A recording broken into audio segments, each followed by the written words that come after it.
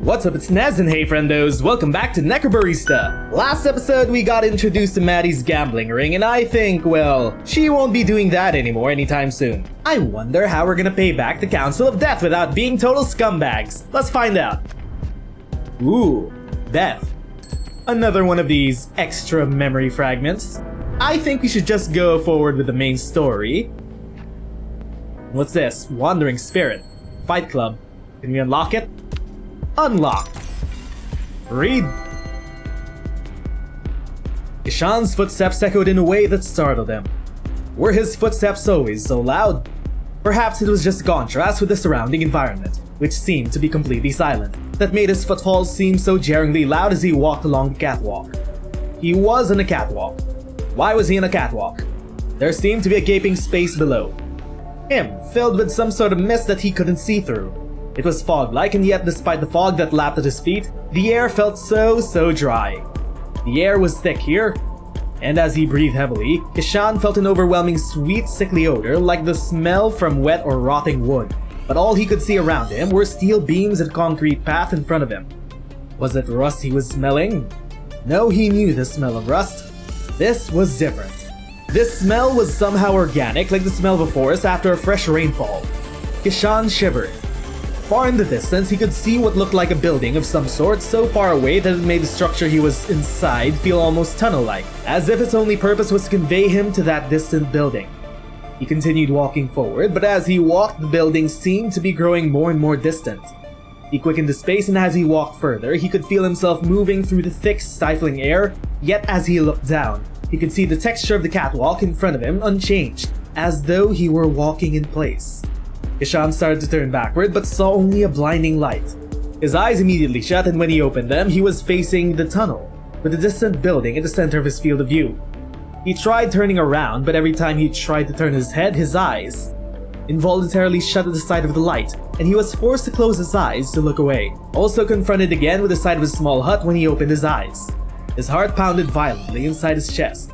The tunnel was so quiet he could hear his own heartbeat, feel his own pulse inside of his head. Sometimes, something about this place felt deeply incredibly wrong. Get back. I have to get back. He tried turning again, and this time found himself unable to even begin rotating his body before his eyes snapped shut, placing him again in a world of darkness until he opened them again and was confronted with the sight of a small hut in the distance, now looking more far away than ever. I have to get back. Ishan kept facing the building and took a step forward, or backward. As he placed his foot on the ground, he felt a gust of wind knock him forward. He let out a yelp of terror. Instinctively, his hands reached for the opposite edges of the catwalk as he fell, trying to steady himself for fear of falling off. The catwalk had been wide enough that his body didn't land close enough to the edge for that to have been a risk, and yet he looked towards the edge. He felt a growing sense of dread that there was something down there that would capture him if he allowed it to catch even the smallest hold of him. Almost as he thought, he felt the sensation of something pressing against his legs. He stumbled to his feet. He ran forward. The hut ahead of him seemed to grow no closer as he ran, but he ran all the same, running not to reach a destination, but to be away from whatever it was that was behind him. Moments ago, his only thought was an overwhelming desire to turn back, a worry that he was somehow trapped in here. But now that worry was replaced with an overwhelming sense of dread that propelled him forward. He had been pushed forward by something. Something was behind him. Ishan leaned forward and ran. He was no runner. He often found himself winded and forced to climb more than one flight of stairs. And yet he ran and felt no sense of tiredness holding him back. No need to catch his breath. Maybe it was the thick air here that somehow never allowed him to run out of breath. Maybe it was the fear of whatever it was behind him was so strong. Ishan felt the air stinging at his eyes as he ran, but now he was running so fast that the thick air felt like hot wind on his face. Tears began running down his face, but he couldn't find it in him to raise a hand to wipe his eyes that would mean slowing his sprint.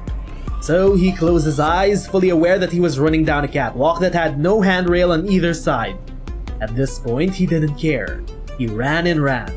Long after the tears on his face had dried, Ishan realized that he could only hear the sound of his own feet as they struck the catwalk.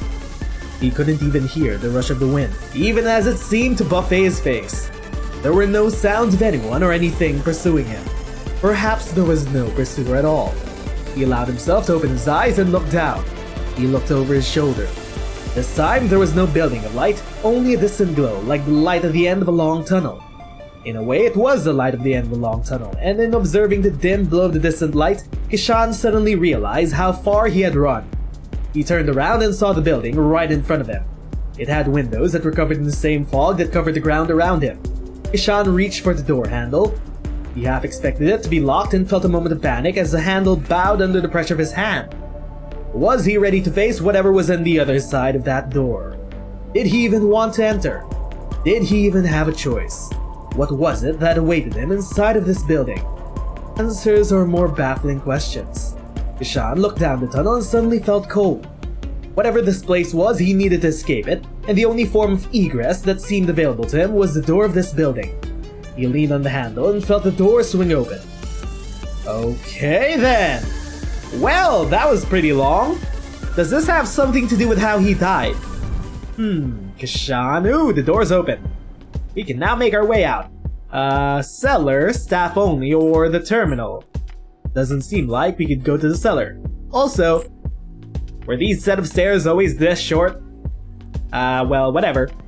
Product reviews, and we have the continuation of our story. Continue, yes. Ooh, Kishan, enjoying your last day on Earth? Seems like you're all alone. Day 2, 5 PM outside the terminal. Ah, holy shit, Ned, what are you doing here? You right. Yeah, I guess. Cool. Mind if I join you? Go for it. Well, I didn't expect Ned to sit with you. Jury. Huh? You want a jury? I'm sorry, Jury. Coffin nail. Cigarette. Do you want a smoke or nah? Oh, right, of course. Yeah, sure. Sorry, it's been a weird day. Lighting up. Thanks. No worries. So, where are you from then? Huh. You're the first one to ask. I live in Collingwood. Oh yeah? Whereabouts? Smith Street. Bit pricey up there these days, isn't it? Bet you like your avo toast. Piss off. I've got housemates. Well, now I know what you mean. Bit odd. Being dead and all that. Takes some getting used to. People keep saying that, but it doesn't make it feel any better. I understand. Do you? I reckon as much as anyone can, yeah. Right. Hey, what's havo toast actually taste like? Huh? I've never had it. Can't you go out and eat some? I'm sure Maddie can whip it up if you ask. Avocados are a highly malevolent fruit. Don't trust them one bit. What do you mean malevolent? Plus I've got this whole situation. Oh, so that's what the straw was for. You got it. So, what does it taste like? I don't know, like avocado and toasted bread. Avocado is kinda cold and mushy and it's got a good taste. Like peas. Definitely better than mushy peas. Love me a bowl of peas, mate. What, cause they're the only thing you can eat through a straw? Watch yourself.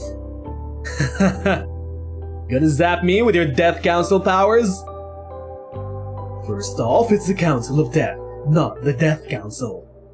They're totally different things. Secondly, you really think that's what we do? Walk around shooting lightning out of our fingers? Well, when you put it like that, it sounds a bit silly, yeah. We don't do anything like that. We just keep things running smoothly is all. Harassing cafe owners to settle their time debt isn't something we like to do often. So, you just keep the peace. As fucking ironic as it sounds, yeah, Ned keeps the peace. Dude, I know. Want another? Sure. Well, you two are having some bonding time out here. How much more time until Kishan leaves? We took his time, we're gonna give it back, right? He has 4 more hours. What's up, Maddie? I love the sunrises here. They're alright. You watch any sunrises, Ned? Not enough, no. Even semi-immortals need their sleep. I just like to sit here and watch it. Even when it's cloudy or raining, there's just something about watching the sunrise that makes it easier to deal with the coming day. Feeling optimistic all of a sudden? No, I still feel like shit. Huh. How about you, Kishan? Yeah, how about you, Kishan? You okay with this spearing? Why are you glowing? Kishan? I don't feel great. I'm still having a lot of trouble, You guys, I'm dead and I've only got a couple hours left before I have to go, and I don't think anyone here really properly understands what it's like to see your last sunrise ever, without any idea of what comes next, and that really is fucking terrifying. Just let it out, Kishan, just let it out. And I'm never gonna see my friends or my boyfriend or my family again, and I'm just gonna pass on and I'll never know how they'll remember me or mourn me, or even if I'm gonna be remembered as the good dude who tried his best, or if I'm just gonna be forgotten in a year. But that good dude who tried his best couldn't even win a friggin' game of five-finger fillet in the basement of a cafe that basically sits on the banks of the Styx as far as I can tell, and god, I can't even tell if that matters! Were the stakes low or high? I can't tell. I'm so disoriented and I'm trying to desperately feel something, but all I feel is that I'm slipping away every second. I'm losing myself by degrees and it's incredibly scary and I don't know how to deal with it. Okay then. You can have a meltdown. Just let it out, buddy. Uh-huh. Sure. Yeah, fair cop. I actually came out to apologize for that. The game. Oh, for God's sake, Maddie, have you been gambling again? Can it, Ned? Ishan, I shouldn't have taken that time from you. You took it fair and square. I don't feel like I did, so I'm giving it back. Believe me, I'm just as surprised as you are. I don't usually do this. What's different this time? That's my business. I can't believe you're still swindling people of ours to try to fix your debt. Dude, I know. It's bloody undignified! And it's a clear violation of the rules! I will banish you right now, my man. I thought you stopped pulling that crap once you took ownership of the cafe from Che. You really think doing this is going to help you pay the debt? Yes, absolutely. And if you've got any bright ideas on how to do it otherwise, I'm all ears. We should have never granted you and Che those licenses to practice. You've absolutely failed to be responsible with them. You really think we wouldn't be doing it if we didn't have these licenses, Bushman? Given your history, the hypocrisy on display here is astounding. That's all behind me and you know it. I've been working on doing some good for the last 100 years. With the council? Really? Yes, we maintain balance. You know why that's important. Sure do. I don't need you moralizing at me from your ivory tower. Give it a rest, guys. But I'm pulling the last day on Earth card. Quit it. Well, if he says so. I'll be inside. Come find me when you want those hours back, Ishan. And back to these two. For what it's worth, I'm sorry about all of this. I've never been to the other side. I was too afraid to leave. Walked the land for decades evading the council. That's a crime they call revenancy, staying too long, upsetting the balance. But in lieu of booting me straight to the next place, or some sort of eternal punishment, the council offered me a job. Sorry, that's all the stuff you don't care about, I suppose. It is interesting enough. Nah, I'm just filling up empty air. You should head inside and grab those hours back. Truth be told, I'm not feeling especially fond of Maddie right now. She might have been dishonest with you, but even I can tell she's at the end of her rope. And you might not be able to see it yet, but I think the people in there are fond of you. You think so? Maddie wouldn't have offered the hours back if there wasn't something different about you. Plus that kid Ashley seems to like you, yeah? I guess. She kinda just dragged me off and got me to hold screwdrivers for her. Trust me, she thinks you're great. Go on inside and say hi. I've got some business to go stick my nose into anyway. Alright. Catch you in a bit. I've got some questions about the council. Ned? Of course, I won't be out too long. Sure. Later, mate. And there goes Ned. Ah, Maddie! Hey. Yo. Do you want those hours back? I guess so. It's only 4 hours, I don't think it'll make much difference. If it's okay, I'd prefer that you have them. Ashley's been enjoying having you around.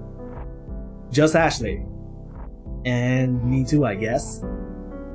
You seem pretty reluctant to admit that, my dude. Don't psychoanalyze me. Sit still for a minute. Alright, lay your hand on mine and place your index finger on my wrist. This a part of your ritual or just an excuse to hold hands? Shut up! Thanks. Watch carefully, and no matter what you do, don't move your hand. There's usually a binding spell I use to make sure that doesn't happen, but I've run out of regents required and... You probably don't care about that. True. Alright, yeah. I give this time freely and without coercion.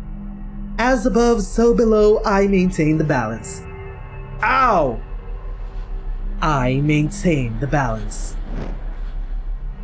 Was he supposed to let go? Hello? That's it. How do you feel? I actually feel better. I feel less itchy. Yeah, we weren't joking about that yesterday. As you linger, you begin to upset the balance, and as I understand, it doesn't feel good. Right, yeah. Why does Ned get to stick around then? Does he just ignore it?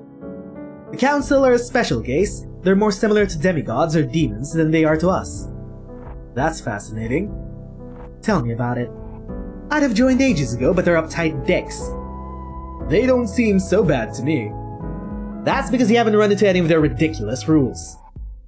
Bunch of bloody regulations manipulating life force and certain standards in the treatment of spirits. Is that why you gave me the hours back? Because Ned realized you broke the rules? No, that was all within the guidelines, despite his blustering. I gave them back because I felt bad, that's all. Oh neat, so you pity me. I love that. I'm actually really into it. No, dude, it's not like that at all.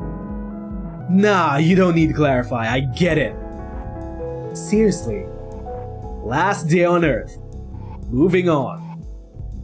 Fine, sure, I'm sorry. Well, that was awkward. Sorry, I gotta serve this customer. I'll go help. Really, it's probably not a two-person job. Yep.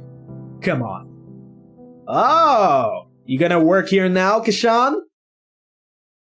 There seem to be a lot of shadow people in here.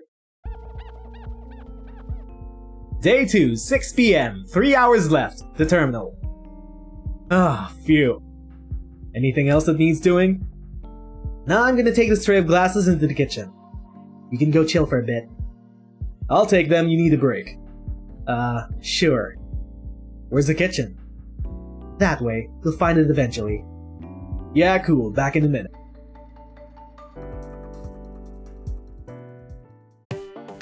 Ah, great. What are you two idiots doing? Your pawns are nothing compared to the raw power of my castles. Nothing! Yeah? What's this then? Oh! Ah! My castle! Brought low by my own hubris. No, it was just a pawn. And maybe a little bit of hubris. Bishop! Knight! Ah! Your other castle end. Check. Ashley defeated? Nani? Check, you say? Uh-oh, I didn't think of that. You activated my trap card. And it seems like Maddie is also surprised you made a 1,000-year-old reference to Yu-Gi-Oh! It's still irrelevant in 30-something? Hello? Oh, hey Maddie, come check this out. I tricked him into a false sense of security. Oh man, that's embarrassing. You seriously let her outmaneuver you that hard? Yes. I'm very ashamed. I suppose the real hubris was inside me all along. I friggin' love winning! I should try this more often. A chance to win at chess. Uh-oh. Could grow into a big winning streak, you know? You wanna play something with us? I should really head back down to the bar. There's nobody there. Come on, take a load off. If anyone needs you, they'll know where to find you. How about I grab a solid drink, make sure that nobody's waiting down there, then we go play something. Won't be 5 minutes. You actually gonna come back this time? You never come back. Maddie! Come back and play! Come back and play, Maddie! I'll come back, promise. Why don't you go pick out a game while I'm gone? Let's go find something, Ashley. What do you feel like playing today? Something with lots of dice. Dice it is! We'll see you in a minute, Maddie. Day 2, 6:15, Ashley's workshop. Ooh, what the fuck is that? A quirky looking window, hello? And what are we playing? Are we playing D&D? Ah, we are playing D&D. And that's why the 4th season of Battle Royale was an absolute betrayal. But you still want to be in it one day? Well, yeah. Unless an indie circuit opens up. Like in wrestling. Exactly like in wrestling. Melbourne's got a local show, I want something like that. You could probably put your own league together, if you worked really hard. Perhaps you could build the robots and get people to battle them. Human-controlled bots are boring though. I want to get more of that spirit juice and put together a bigger Ashling. Spirit juice. How big? I think I'll start at car size and move on to a more bus-adjacent form factor. Ha! I'm not sure we have enough to power one of those. You'd have to get Maddie to sort you a large amount of it. We'd need liters of it at least. Uh-huh. That'd be super cool. Didn't you say it was illegal though? Well... technically. But what Ned doesn't know won't hurt him. Aha, wait. What are we thinking about with spirit juice, hello? He'd lose his head if he knew the things that were going on around here. I don't know, he seems fairly lenient with you, right? Well, he wasn't always like that. Long time before you showed up, he nearly shut me down because Would you believe it's because I shelter the criminal? Ned nearly shut you down because of that. Am I thinking of the same criminal you are? Trust me, the irony was apparent. I found it funny, very funny. What sort of criminal were they? Just a minor demon on the run. I don't know what she did to get that price on her head. I just took her in when she stumbled through the door, dripping blood everywhere. That's metal. It was extremely metal. How long did you manage to hide her for? Oh, not too long, maybe 6 weeks. The time flew by if I'm being honest. We talking about Maddie here. Why's that? Was she from the Clock Realm? Clock Realm? Hello? No, nothing like that. We, bonded. Magically? How'd you do that? I thought I heard you tell Maddie that sort of thing was impossible between beings on this plane. Well, no, not magically. We were... lovers. Ew. Yuck. Ew. Yes. I wonder who he could be talking about. Also, Maddie is a minor demon? Yes. Happier days. I love hearing about when you were young and reckless. Gosh, what do you think I am now? Old and boring? Definitely old. Despite myself, I must say you're definitely not boring. Yes, there's that patented Maddie charm. Well, you know me, I'm full of them. Oh yeah. Charms. Hexes. Curses. That's all in your account, old man. I won't deny it. Hey Maddie. Kishan! What's up? Anything going on downstairs while we goof off? Hey dude, having trouble finding the kitchen? Yeah, I couldn't. I checked everywhere. It's just behind the bar, man, you can't miss it. I told you, I checked everywhere. Nah, you're not catching my drift. It's just behind the bar. You can't miss it. Have another look, it'll be there this time. Sometimes you gotta remind the quantum hallways that they exist. Ah, yes, quantum hallways. Fine. So, how long are we going to keep him here, Maddie? Oh, we're keeping him? No, we're not keeping him. I'm just going to let him stay as long as he wants. He'll leave on his own accord at some point. You feel sorry for him? Weirdly, yes. I don't usually get attached to customers, but he's a good dude. I like him! You like him because he's nice? Or because he was good at passing your tools over? Yes. Yes. Don't get too attached. He's not gonna be here forever. Well, duh, I know how it works. I'm going to keep enjoying having him around, just like you taught me. Don't cry because it's over, smile because it happened. Ashley. That's from the motivational calendar I threw out last week. I never said that. Same. I'm used to people moving on is the point. I can deal with it. Is that something a 13-year-old should say? I don't think so. Good. Yeah, okay. Day 2, 6:30, the terminal. Where are we now? We are on the catwalk. What are we doing? We're reminiscing, maybe? Just drinking, having a break? Thinking about our life, how we're gonna settle the debt? Ah! Ned! Ned's back! Just watching you come in, I see. You're sitting down? Are you planning anything, Ned? Ah! Music! Some upbeat music! Wait, you're just gonna throw that. Hello? I thought we were tight on money. Why are you just throwing a good piece of ceramic off the second floor? Oh, fuck! Ah, that was on purpose. So, what are you two talking about now? You gonna keep staring at the coffee stain or not? Yes. Okay, whatever. What do you want from this conversation? I'm an open book as far as matters of life and death are concerned. Yeah, I don't want to go. I know you've probably heard this from, I don't know, 1,000 people or whatever. It's not about staying around for people or wanting to go back to my old life. As wonderful and not stressful as that sounds, like, I'm not afraid of what lies on the other side. I don't think there's any point to worrying about it until I'm there. I just don't think I've spent enough time here. The cafe. No. All this, I guess you'd call it this plane? Roughly speaking, I suppose so. I want to know what you did to be able to stay. Sure. Did Maddie give you those hours back? Yeah, why?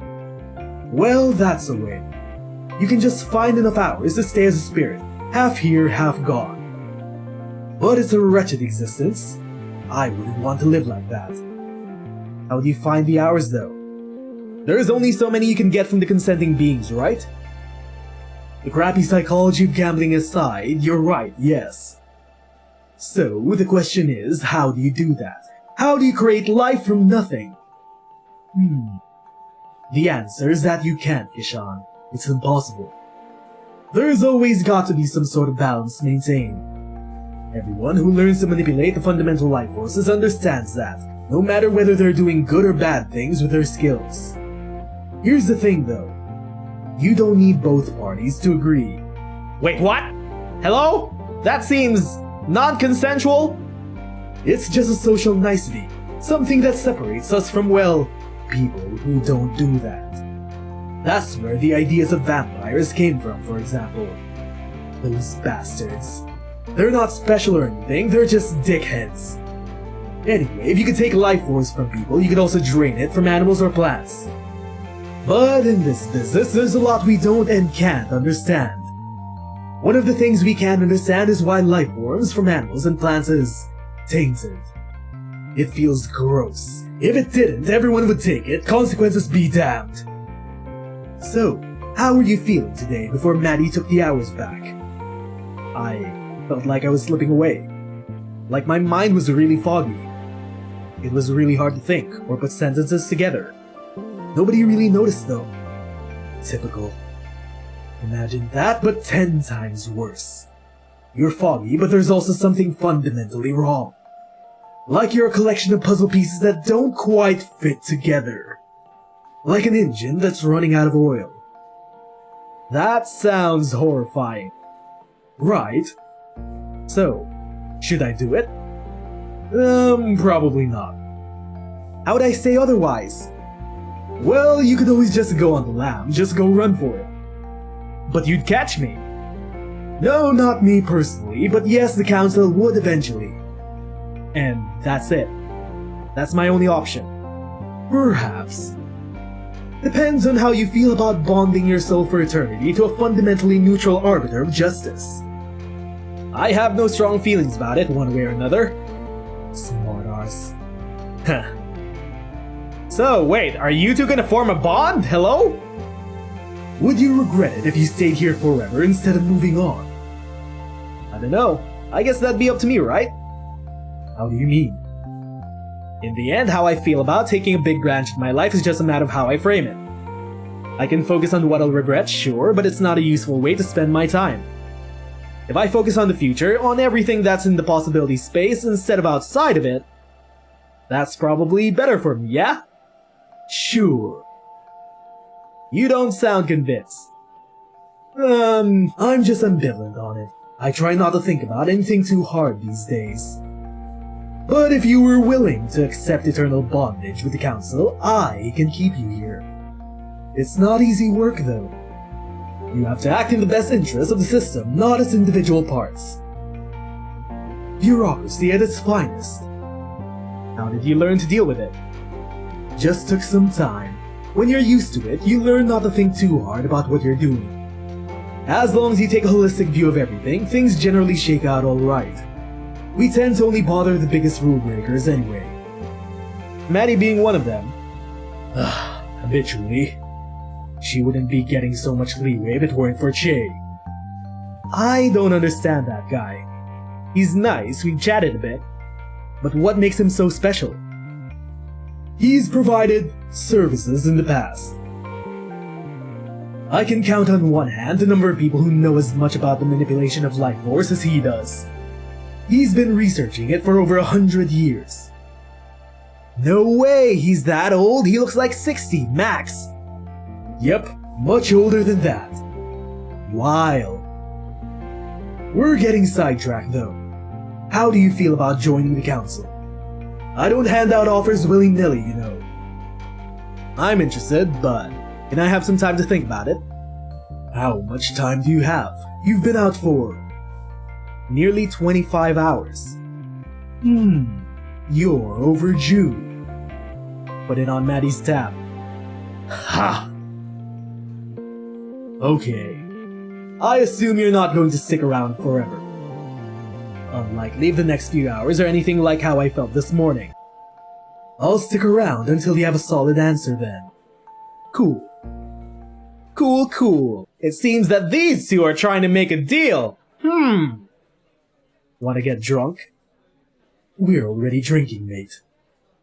Nah, Che told me about something pretty special he's got behind the bar. Unless it's something really special, he's probably offered me some. And even then. So you've tried the bottled soul. Wait, bottled soul? What? You pulling my leg? Nope. You've got to be mistaken. You haven't even seen it in person, have you? Yeah, I've actually seen it. That's quite illegal. I expected better from him. Damn it. So, are we gonna drink it or not? Council regulations require me to confiscate it, or force the owner to dispose of it. We'd be doing him a favor then. I suppose. Come on, dude. Shay said it'd knock you flat. When you say you, do you mean me?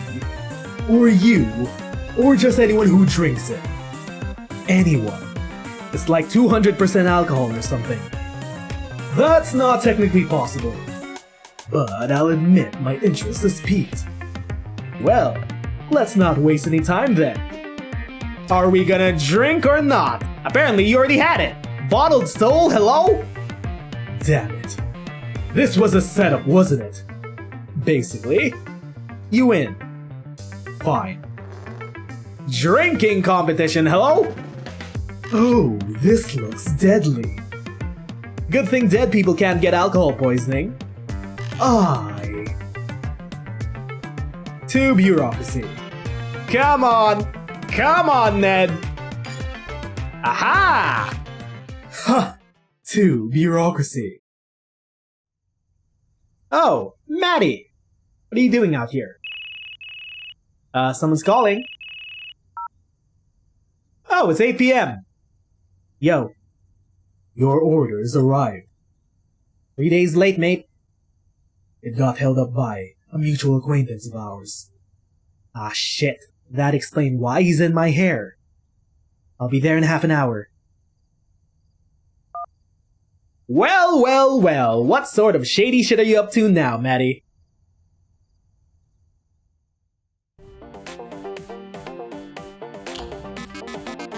The catabasis is considered to be a vital part of the hero's narrative. Every hero goes to hell at some point. And in the stories, they usually come back, which is the bit that seems weird to me. I don't think that's how it works in real life. The cafe has had a bunch of heroes come through claiming that they were going to conquer hell and come back. They never returned as far as I saw. The idea of catabasis is that in the grand scheme of things, hell or the underworld or Hades or whatever you want to call it. Anyway, it's on the outside of wherever we are, like we're trapped inside a sphere and we never leave it to go to hell. Did the ancient Greeks consider that maybe we'd been on the outside this whole time just wanting to get in? Maybe they did. Matter of perspective. I guess I'll ask one sometime if I ever meet one. But perhaps we're just waiting our entire lives for this, to pass through the firmament to the next place. To be driftwood that washes up on the shore of whatever the next place actually is. Seems weird, but maybe that's where we're all naturally meant to be. I'm thinking it's possible that this world isn't some sort of proving ground or anything. Maybe it's just a waiting room. A beautiful, flawed, complex waiting room. Personally, I don't think there's anything like heaven or hell waiting for us. No judgment either. The world doesn't ever operate in binaries or absolutes. That's just flawed human thinkings projected onto things that are much, much more complex than what they can ever perceive. And I don't think that what's waiting on the other side is even something we can conceptualize. I bet it's cool. It's a shame that it's a one-way trip though. Okay then, some Greek philosophizing. Cool. So, it seems like we have a lot of words to choose today. What do we choose? The next place? 100 years? Semi-immortals? Hubris? Spirit juice? 1,000 people? Licenses to practice. There we go. Licenses to practice is lore. Next place is death. 100 years, Che. Semi-immortals, lore. Hubris, Che. Spirit juice, magic. And 1,000 people, the terminal. Continue. Anyway, friendos, that's where we'll end this episode of Necrobarista. It looks like Ashana's gonna make a deal with Ned to stay here for a bit longer. But he's not the only one up to shady shit. Maddie seems to be up to something extra sus. Anyway, friendos, if you enjoyed this episode of Necrobarista, leave your comments down below, like and subscribe, and hit that notification bell to always stay up to date with our videos. Until our next episode, my name is Nez and thanks for watching. See you all next time. Bye, friendos!